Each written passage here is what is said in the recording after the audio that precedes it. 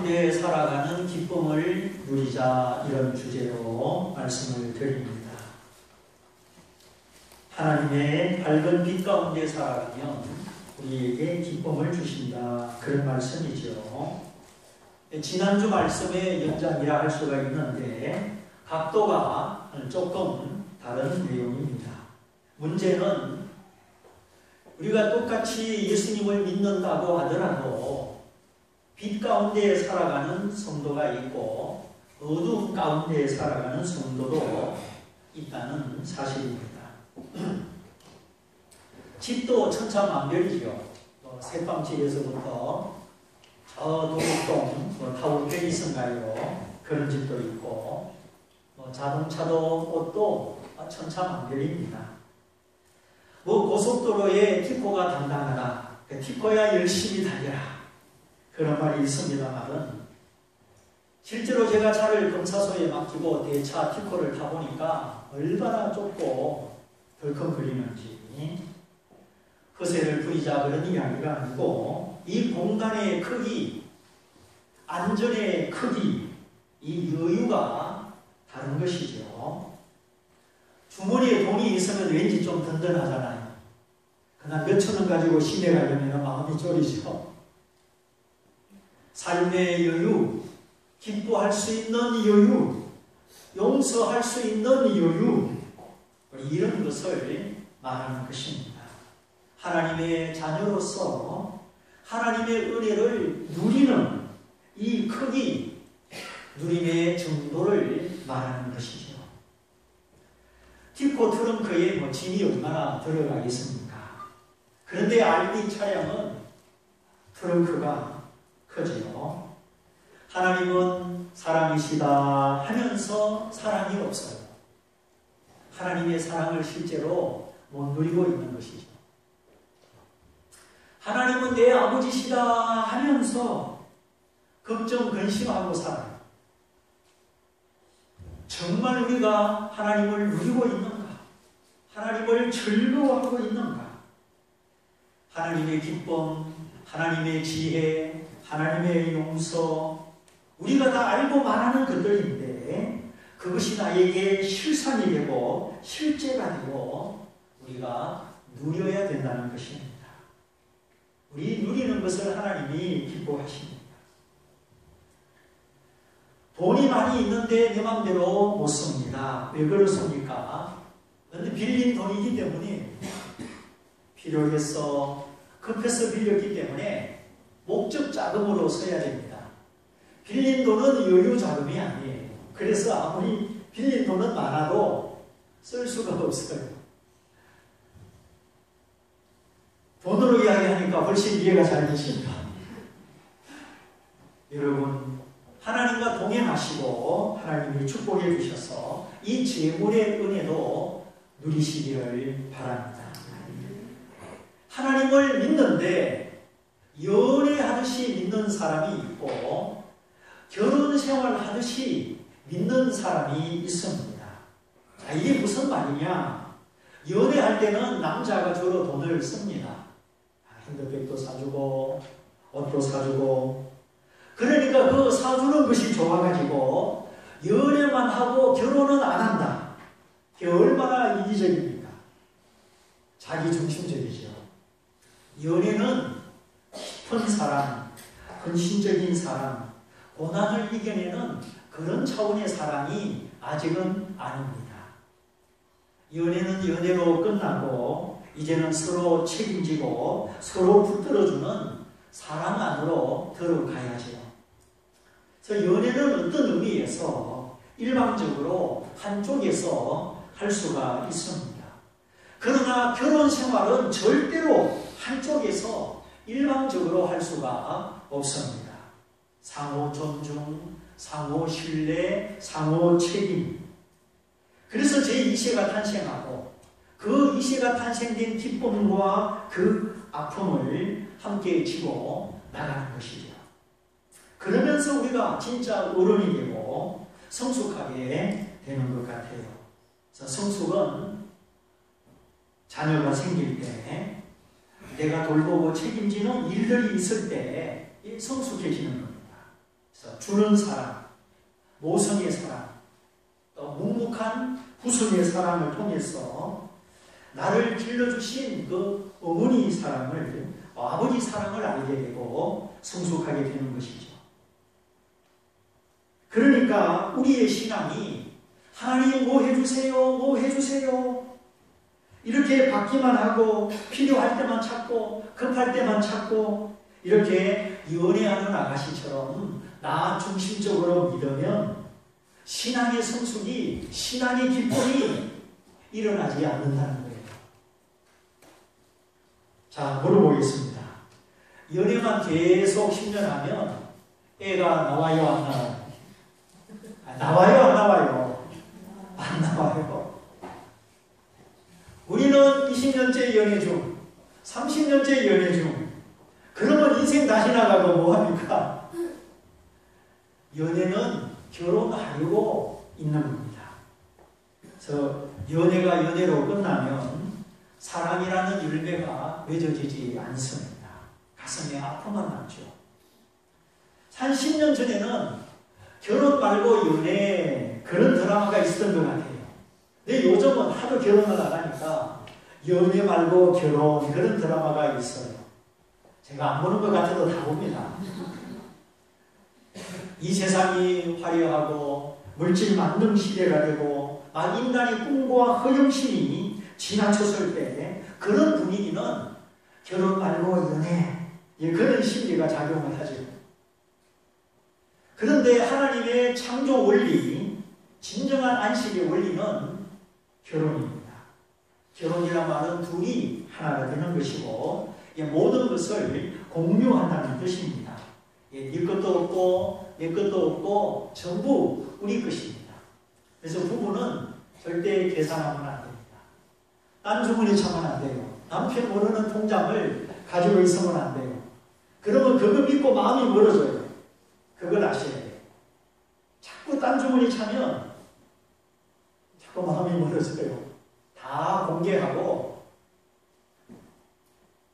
그래서 전부 우리의 것인 그것이 사랑 안에서 자녀들 위하여 희생됩니다. 그래서 따닮은 자녀 또 나와 똑같은 다음 세대가 세워지는 것이죠. 부모로서 준비도 부족하고 어떻게 키워야 될지 잘 모르고 그래도 결혼하고 아기가 생기면 그 안에 하나님이 심어주신 모성애가 발동하고 후손애가 발동하기 때문에 어떠히 이겨나갑니다. 이기는 것은 사랑의 힘뿐입니다. 여러분 미운 사람이 있어요. 더 기도하고 축복해 주세요. 그러면 내가 그 미운 사람을 이겨요. 계속 미워하면 내가 지는 거예요. 그래서 고슴도치도 지 새끼는 사랑한다고 우리가 보면 못생겼는데도 뭐 쪽쪽 빨고 난리가 났습니다. 그 연약한 토끼도 누가 자기 새끼 근처에 오면 물어서 죽입니다. 남의 손에 빼앗길지언정 차라리 죽는 게 낫다. 이야, 그 토끼의 모성애가요 대단합니다. 그 눈발 갖고 겁이 많다고 이러면 토끼를 무시하지 마세요. 그 속에 하나님의 본성이 다 있어요. 여러분, 사람이든 동물이든 새끼는 건드리지 마세요. 새끼 건드리다가 큰일 납니다. 곰 새끼 건드리면 암컷이 죽으라고 따라옵니다. 저에게는 새가족 최신자, 영적 자녀 제일 중요하죠. 전도는 안 하면서 새가족을 건드립니까? 그런 일이 없지만 제가 절대 양보하지 않습니다. 하나님이 한 영혼으로서 얼마나 사랑하시는데 주님의 피 안에 있는 영혼으로 보지 못한다면 그거는 안 되죠. 하여튼 진정한 기쁨, 진정한 안식은 나 죽으라고 나만 생각할 때는 생기지 않습니다. 나를 벗어버리고 나 아닌 이웃을 생각할 때, 타자를 생각할 때 그게 참된 기쁨이 있습니다. 한번 져보십시오. 한번 주워보십시오. 한번 포기해보십시오. 그러면 새로운 은혜가 있어요. 자꾸 끝까지 싸우니까 꼭 지고 있으니까 기쁨이 없는 것입니다. 그래서 이제 우리가 주님을 믿을 때 무엇보다 주님과 나와의 관계가 제일 중요한데, 여러분 주님과 나와의 관계 속에 변화가 있습니까? 새로운 것이 있습니까? 놀라운 것이 있습니까? 있어야 됩니다. 날마다 새로운 은혜가, 놀라운 은혜가 있으시기를 축원합니다. 주님을 믿을 때 동장군처럼, 석고처럼 그렇게 믿지 말고, 그래서 이제 우리가 주님을 믿을 때 남자가 관심 가져주고 뭐 사주고 연애하듯이 그렇게 믿지 말고 이제는 결혼 생활하듯이 그렇게 믿어야 하겠습니다. 결혼하고 나면 한 집에 살지요. 한 집에 살다 보면 서로를 비춰줍니다. 아, 우리 남편은 이런 사람이구나. 우리 아내는 이런 사람이구나. 이 사람의 생각과 마음이 비춰옵니다. 이런 장점도 있고 이런 단점도 있고, 아, 이런 부분은 예민하구나. 여기 상처가 있구나. 여기 마음에 한이 있구나. 서로 비춰오는 것이 있어요. 어머니에 대해서 지나치게 지극한 아들도 있고, 어릴 때 해보지 못한 것이 있어가지고 내 자식한테는 이렇게 하면 안 되지, 막 자식에게 목숨을 걸고 자식을 하나님처럼 그렇게 매달리는 그런 모습도 보게 됩니다. 이제 한 집에 살기 때문에 연애할 때 보지 못하는 이제 진풍경이 그 마음 속에 있는 것이 다 이제 드러나는 거예요. 왜 우리 남편은 치약을 끝에서 짜지 않고 중간에서 짤까? 아, 양말을 벗었으면 통에 갖다 넣으면 되지 똘똘 말아가지고 공처럼 이 굴릴까? 그런 사람이 있나 보네요. 제가 알려드릴까요?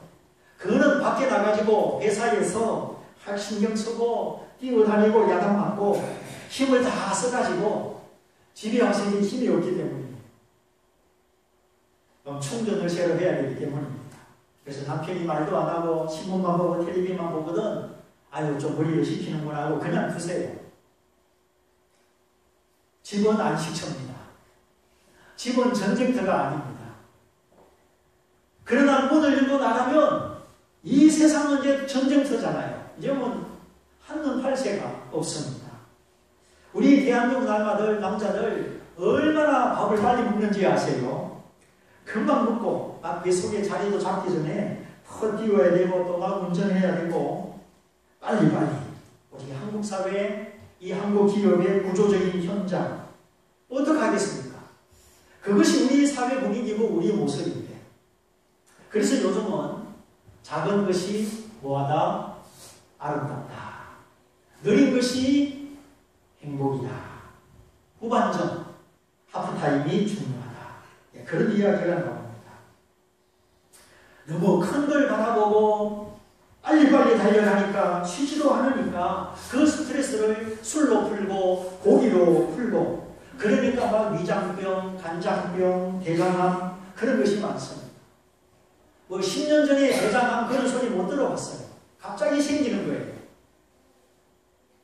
왜 대장의 암이 생길까요? 10년 전에는 없었는데.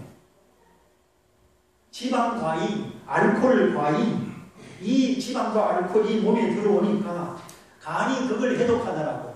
안 그래도 해독하고 합성하고 해야 되는 일이 많은데 거기다가 막 지방까지 알코올까지 해독하려니까 간이 나빠지는 겁니다. 요즘 건강의 모토 중에 하나가 해독이 건강이다. 우리 몸의 독소, 혈액 중의 독소, 이걸 제거해야 건강이라는 뜻이죠. 그래서 뭐 해독 주서, 무슨 차를 마셔야 되고, 운동으로 땀을 배출하고, 뭐 폐물을 배출하고, 뭐 이런 말이 많이 나옵니다. 자, 위장이 소화시키고, 간이 흡수, 해독, 합성하고, 그리고 이제 대장이 찌꺼기를 배출하죠. 우리가 삼시세끼 먹는 거, 그거를 계속 소화, 분해, 흡수, 합성, 배출, 이 과정을 통해서 우리 몸이 살아있는 것인데, 이 몸을 해치는 것이 지방 과잉이고 알코올 과잉입니다. 거기다가 운동 안 하고 섬유질, 야채 흡수가 부족하면 더 심하죠. 그래서 우리 교회 초등학교 6학년, 중고등부, 청년대학교, 또 우리 남자들 모여가지고 족구도 하고 축구도 하고 운동 좀 했으면 좋겠어요. 건강도 좋고 친교도 되고 얼마나 좋습니까? 그래서 오늘 우리 강도사님에게 특명을 내립니다. 빨리 축구협회를 만드시기 바랍니다. 학생들이 원하고 청년들이 원하고 그 방법을 따라가요. 원리는 변치 않더라도 방법은 눈높이에 맞추어서 기타만 치지 말고 공을 좀 가지고 보시고, 그래서 우리 모두가 이제 새로운 방법으로 좀 안 해본 것도 해보시고, 그리고 우리 서로 협력하는 것이 좋겠습니다. 그래서 토요일 오후나 주일 오후나 시간을 정해서 좀 물리 작업을 해서 시작하면 됩니다. 안 되면 저쪽 팀을 불러가지고 또 같이 해도 되고. 자, 우리 대한민국 남자들 큰 것만 바라보고 빨리빨리 하프타임도 없이 달려갑니다. 저는 상당히 느리고 좀 빨리빨리가 없어가지고 답답할 때도 있죠. 그래도 해야 될 일은 꼭 합니다. 가능한 실수를 줄이고 허용을 줄이고, 우리 바둑천재 이세돌 씨가 멀리 보고 바둑 포석을 뜨듯이 이제 그렇게 살아갑니다. 오늘이 로봇 시대, 핸드폰 팔목 시대, 반도체 시대, 이런 사회적인 트렌드가 흘러가지만 우리 거기에 너무 함몰되지 말고 과학을 너무 하나님처럼 숭배하지 말고 우리 마음에 여유를 가져야 됩니다. 여러분, 과학이 이 도시사회에 어떤 편리를 주는 것이지만 과학은 하나님이 아닙니다. 과학은 하나님의 선물일 뿐입니다. 정말 우리가 작은 것에서 아름다움을 발견할 줄 알고 좀 느리게 슬로우 시티에서 슬로우 생활도 해보고 때로는 다 멈추고 정말 축구 전반 후반 그 사이에 쉬듯이 우리에게 쉬는 시간이 필요합니다. 그래서 나만의 시간을 가지고 또 후반을 바라보는 것이죠. 그런데 우리 한국 남자들, 한국 사회에 바쁩니다. 정신없습니다. 그래서 바쁜 아빠는 무슨 아빠? 나쁜 아빠다. 바쁜 아빠는 나쁜 아빠. 그런 유행어까지 생기게 됐습니다. 원래 아이들을 훈육하고 아이의 정신적인 태도, 정신적 가치를 심어주는 것은 아빠들인데 요즘 아빠들이 그거를 잘 못합니다. 지금 과도기에 있는 것 같아요. 그런데 엄마들이 그 몫을 맡아가지고 엄마의 감정, 엄마의 기대, 엄마의 소원이 그냥 아이들의 영혼과 아이들의 모든 것을 휘감아서 소용돌이를 치고 있습니다. 아줌마 부대에 얼마나 대단한지 모릅니다. 마치 블랙홀과 같이 토네이도 같이 빨아들입니다. 그래서 엄마들에게는 더 많은 기도와 더 많은 지혜와 신중함이 필요합니다. 원래 이런 사회적 구조는 정상이 아니지요. 아빠가 아빠 역할하고 엄마가 엄마 역할하고 그래야 되는데 이 사회가 물질 만능 사회로 치우쳐가는 뭔가 잘못된 모습이죠. 하나님 없이 하나님을 잊어버리고 그저 사람들이 욕심과 경쟁과 욕망으로 치우치는 어리석은 현상들입니다. 이 거대한 소용돌이 속에 빨려 들어가면 빠져나오기가 쉽지가 않습니다. 그래서 우리에게 예배가 필요하고 묵상이 필요하고 독서가 필요하고 하나님을 사모하는 마음과 하나님과의 교제가 필요합니다.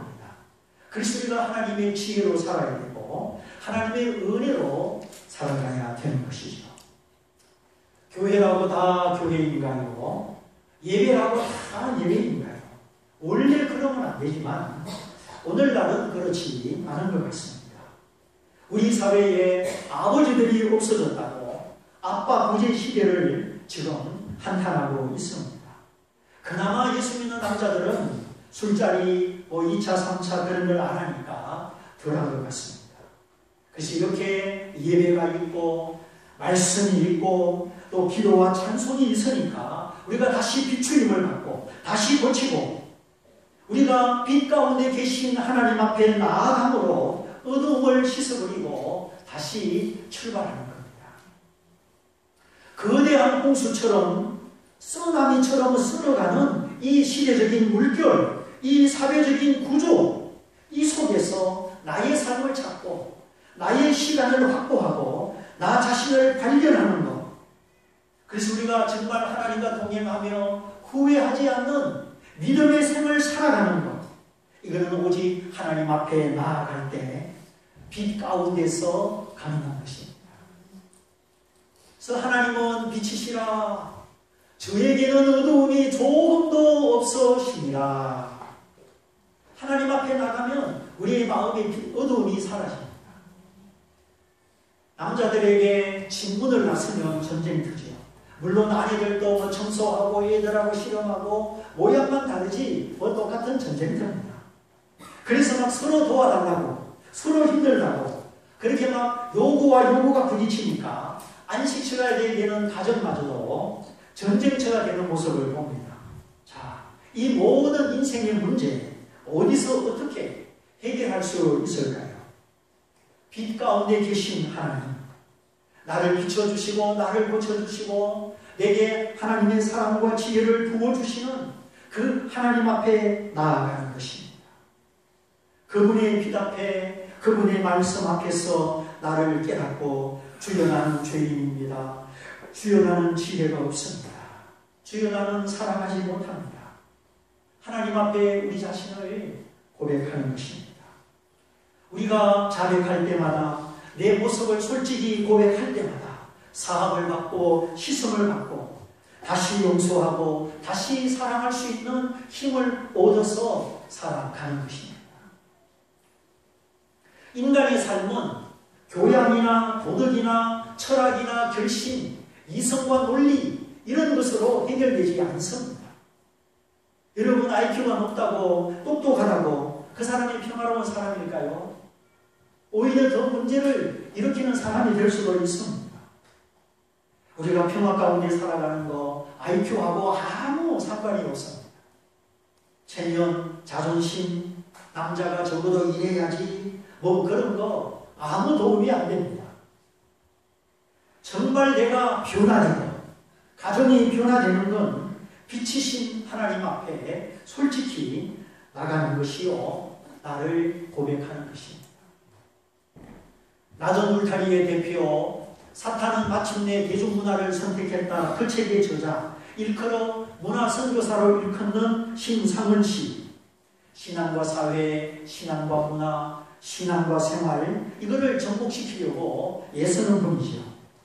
문화에 대한 다양한 시각, 사탄의 속임, 팝송, 춤, 영화, 사탄의 음악, 뉴에이지, 사탄은 음악을 통해서 영상 매체 문화를 통해서 이 세상을 공격하고 있습니다. 특별히 청소년들을 공격하고 있습니다. 요즘 음식점에 가보면 3살, 4살짜리도 핸드폰 켜놓고 뭘 보고 있어요. 밥을 한 그릇 뚫어지게 그것만 보고 있어요. 그래서 핸드폰 보다가 횡단보도 건너면서 치여주고, 운전하다가 문자 주고 받으면서 사고 내고, 자기만 죽습니까? 남도 죽이고. 걸그룹에 수많은 그 춤과 댄스, 그게 과연 좋은 영향을 미치는 것일까? 이 문화에 대하여 우리 성경적인 가치를 가지고 말하려면 한도 끝도 없습니다. 폭력성 게임, 폭력성 영화, 그걸 자꾸 보면 내 속에 입력되고, 내 속에 입력되면 따라하고 싶은 충동이 생기는 걸 어떡합니까? 그래서 모방범죄, 충동범죄, 충동행동이 일어납니다. 정말 우리의 삶과 우리 자신을 어떻게 해석해야 될지, 어디서부터 우리를 찾아야 되고, 우리가 어떻게 살아가야 될지 우리에게 거룩한 고민이 필요합니다. 우리 자녀들을 어떻게 바르게 인도할 수 있을지. 하여튼 대한민국의 문화선교사인 신상은씨, 그가 그동안 많은 사역을 했는데 요즘 그의 사역의 귀착점은 직면이라고 하는 사역입니다. 결국은 인간의 이런 문제 저런 문제 모든 문제가 하나님 앞에 나아감으로, 솔직하게 하나님을 만남으로 하나님의 얼굴과 내 얼굴이 마주보는 이 직면이 있어야 우리가 진정 용서받고 치유받고 구원을 받을 수 있다는 것입니다. 그저 교회 다니는 것만으로 우리가 건강하게 살아가지 못합니다. 그런데 이 직면이 없는 신앙생활 만남이 없는 신앙생활, 그것은 흑산이요. 그것은 빛이 아니요. 어두움이라는 것입니다. 하나님은 빛인데 하나님을 떠나면 어두움이니까. 열심히 신앙생활을 하는데 그것이 흑산이다. 얼마나 허무합니까? 내가 천국 갈 줄 알았는데 천국 못 가면 얼마나 허무합니까? 내가 하나님 앞에 칭찬받을 줄 알았는데 책망받으면 어떻게 되겠습니까? 영광이 아니요 치욕이요 상급이 아니요 부끄러운 구원이라면 이보다 더 후회할 일은 없습니다. 그래서 우리가 이 기회에 있을 동안 살아있을 동안 하나님 말씀 사랑해야 되고 하나님과 부지런히 사귀어야 되고 더 큰 믿음을 사모하며 나의 진정한 변화를 우리가 열망하는 이 가난한 마음을 가지고 하나님과 나와의 관계를 얼마나 새롭게 이루어가야 되는 것입니다. 내가 나를 평가하는 것이 아니지요. 평가하시는 분은 하나님이십니다. 그러므로 우리가 헛되게 무익하게 살지 않으려면 지금 여기 이 땅에서 하나님과 나 사이에 만남이 있어야 됩니다. 한 번 만나고 가끔 만나고 필요할 때 만나고 그것이 아니라 지속적으로 만나야 되고 하나님의 빛 앞으로 계속 나가야 되는 것이죠. 이것을 사귐이라고 말합니다. 다 아시는 단어잖아요. 친구와 친구 사이의 사귐. 이걸 모르는 사람이 있나요? 바로 하나님과 나 사이의 사귐. 이 사귐을 통해서 우리는 빛이신 하나님 앞에서 나를 발견합니다. 새롭게 됩니다. 이 세상을 살아갈 수 있는 지혜와 힘을 얻게 되는 것입니다. 나의 약하고 추하고 거짓된 모습을 발견하게 됩니다. 그래서 하나님의 빛 앞에서 나의 껍질과 가면을 벗어던지게 되고 하나님이 입혀주시는 새로운 형상을 입게 되는 것이죠. 사람마다 안 보이는 가면을 다 쓰고 살아갈 수 있습니다. 그것이 하나님의 빛 앞에서 하나씩 벗겨져 나가고 내가 하나님의 자녀로 주님의 형상으로 변화되는 것입니다. 오늘 사도 요한이 우리에게 가르쳐주는 이 사귐은 우리의 기쁨과 정결함을 위하여 매우 귀중한 요소입니다. 정말 예수 믿는 것이 무엇일까? 세례 한번 받으면 직분 받으면 그것이 전부일까? 예수 믿는 사람은 성경을 많이 알거나 직분을 가지거나 그게 아니라 예수님과 진정한 사귐이 있는 사람이 예수 믿는 사람입니다. 우리는 예수 믿는 사람 하면 천국 가는 사람 그렇게 생각하죠. 그러나 성경은 예수 믿는 사람은 예수님과 사귀는 사람이라고 말씀하고 있습니다. 그것이 요한 1서의 주제입니다. 예수님을 믿으면 그 사랑에 감사하고 예수님을 닮아가고 예수님과 사귀다가 이제 나의 고집과 미련이 다 사라지고 하나님의 거룩한 형상을 이루어서 그리고 우리가 천국 가는 것입니다. 다시 말하면 예수님과의 사귐을 통해서 죄를 고백하고 자신을 발견하고 거룩함을 이루어서 천국을 가는 것입니다. 그런데 어떤 사람은 예수 믿고 구원받으세요. 천국 갑시다. 그러면 알겠습니다. 그런데 지금은 말고 나중에 내가 죽기 전에 그때 예수 믿겠습니다. 이런 사람도 있어요. 과정을 무시하고 열매만 손에 넣으려는 사람이죠. 내가 하고 싶은 대로 하나님과 상관없이 내 마음대로 살다가 지옥 가기는 싫으니까 죽기 전에 믿고 천국 가겠다. 너무 아니란 생각입니다. 그때까지 내가 살아있었지 그것도 참담할 수가 없는데 그러므로 주님이 지금 나를 부르시고 주님이 지금 나를 찾으실 때 지금 믿고 지금 사귀고 주님과 나 사이에 기도의 만남이 말씀의 만남이 인격적인 만남이 지속되기를 바랍니다. 그런데 이상하게 교회를 오래 다녀도 예수님과의 사귐이 없는 사람들이 있습니다. 크게 달라지고 변화되는 것이 없어요. 교리적으로 보수 정통 신앙입니다. 그런데 용서하지 못하고 사랑하지 못하고 내려놓지를 못해요. 그 가슴에 한이 너무 많고 비난이 너무 많고 그 가슴이 치유받지 못하고 이 가슴이 복잡한 분들이 있습니다. 왜 그럴까요? 예수님과의 사귐이 없기 때문이죠. 하나님과의 직면이 없기 때문입니다. 계시록 2장의 에베소 교회 아시죠? 이단과 싸워서 이긴 기독교 교리를 지켜낸 교회입니다. 그런데 무엇을 잃어버렸어? 처음 사랑을 잃어버렸어. 네가 처음 사랑을 회복해라. 그렇지 않으면 내가 교회의 촛대를 옮기겠다. 교회의 영광을 옮기시겠다는 그런 엄중한 경고를 받았습니다. 우리 하나님의 자녀들이 사랑 가운데 살지 않으면 성도의 영광이 옮겨지는 거예요. 혹시 부부싸움하다가 누가 잘못했나? 어디 한번 시시비비를 가려볼까? 이런 마음 먹으면 큰일 납니다. 그건 은혜가 아니요. 처음 사랑이 아니요. 율법이기 때문입니다. 율법은 칼이죠. 따지고 정죄하고 벌주는 복수하는 칼이 율법입니다. 그러나 주님의 십자가의 죽음은 율법과 정죄가 아니라 나를 향한 용서와 사랑이죠. 그러므로 거기서부터 나를 있는 그대로 받아주신 그 은혜에서부터 부부가 만나는 것입니다. 날마다 만나는 것입니다. 어제 싸웠더라도 오늘 또 주님의 은혜로 만나는 것입니다. 만일에 어디 한번 따져보자. 그런 마음이 생기면 벌써 내가 은혜를 떠난 거예요. 내가 은혜를 떠나서 율법으로 지금 돌아가는 겁니다. 그런 마음이 들면 요즘 내가 예수님과 멀어졌구나. 주님과 나와의 관계가 삐뚤어졌구나. 먼저 주님과 나와의 관계를 영적 사귐을 돌아봐야 되는 것입니다.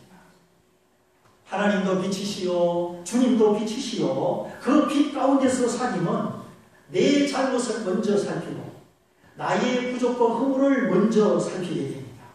그렇게 되면 상대방이 잘못한 것이 없어서가 아니라 그래서 가만히 있는 것이 아니라 하나님 앞에 잘못한 것이 많은 내가 용서받았기 때문에 가만히 있는 거죠. 우리는 상대방이 완전하기 때문에 용서하는 것 아닙니다. 하나님 앞에 완전하지 못한 내가 용서받았기 때문에 용서하는 것입니다. 어디 한번 따져보자. 그 태도는 율법이죠. 정죄요 비난입니다. 그런 자세는 평화가 없습니다. 그러나 하나님의 빛 앞에 하나님의 얼굴 앞에 나아갈 때 거기서 하나님과 내가 만나고 사귈 때 내가 먼저 감사하고 내가 먼저 용서하게 되는 것이죠. 성도 사이의 관계도 마찬가지예요. 누가 잘했나? 잘잘못을 따져서는 해결이 안 납니다. 내가 먼저 주님의 빛 앞으로 나갈 때 주님과 나 사이의 사귐이 계속될 때 저절로 용서가 되는 겁니다. 빨래를 말리려면 햇볕에 널어놓으면 되죠. 그럼 저절로 마릅니다. 빨래를 비닐봉지에 넣어가지고 저 구석에 놓으면 마르겠어요? 안 마르겠어요? 안 마르죠. 그냥 햇빛 앞에 갖다 내놓으세요. 주님 앞으로 나가십시오. 그러면 주님이 우리를 씻어주십니다. 주님과 내가 사귀면 주님이 나를 비춰주시기 때문이죠. 용서로 비춰주시고 회개의 마음으로 비춰주시고 은혜의 마음으로 비춰주시고 사랑할 수 있는 능력을 주님이 우리에게 비춰주시기 때문에 우리가 이 세상을 살아가게 되는 것입니다. 부부가 안지게 살면 서로 비춰주듯이 주님과 내가 계속 사귀면 주님이 나를 비춰주십니다. 하늘의 아름다운 좋은 것으로 비춰주십니다. 내 허물 알게 하시고 겸손하게 하시고 지혜롭게 하시고 주님의 마음과 주님의 사랑을 부어주시는 것입니다. 오늘 우리 신앙생활을 어떻게 해야 되느냐? 연애하듯이 받기만 하는 아가씨처럼 하지 말고 결혼생활 하듯이 하자. 아무쪼록 우리의 믿음이 형식이 아니라 하나님의 밝은 빛 앞에 나가서 거기서 지속적으로 사귀는 이 삶을 통해서 자신을 먼저 정결하게 그리고 다른 사람을 사랑과 용서로 정결케 하는 우리 모두가 되시기를 주님의 이름으로 축원드립니다. 삼청에도 축원드립니다. 우리 말씀을 붙잡고 기도하겠습니다. 주님, 제게 주님의 빛이 필요합니다. 제게 주님의 은혜가 필요합니다. 제가 힘쓰고 애쓰는 것 말고 하나님의 더 큰 은혜가 필요하고 오늘 제가 말씀을 듣고 주님 앞으로 빛 앞으로 나갑니다. 주의 나를 살펴주시고 비춰주옵소서. 우리 주님 앞에 다 같이 고백하며 기도하겠습니다.